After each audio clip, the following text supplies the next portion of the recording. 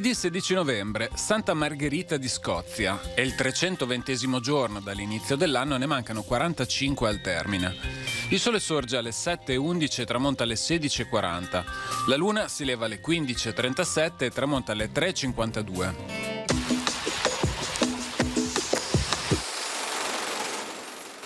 Incursione aerea austriaca su Nervesa, in provincia di Treviso, più tardi chiamata Nervesa della Battaglia per i fatti d'arme che vi si svolsero. Alcune bombe, cadute su Villa Berti, distruggono gli affreschi allegorici che la decoravano, opera di Giambattista Tiepolo.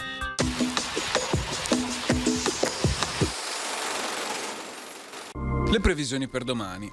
Cielo in genere coperto. Precipitazioni a tratti sparse e a tratti abbastanza diffuse, localmente anche a carattere di rovescio. Limite delle nevicate indicativamente a 1800-2100 metri. Le temperature minime aumenteranno, specie sulle zone montane, per le temperature massime prevarrà un contenuto calo.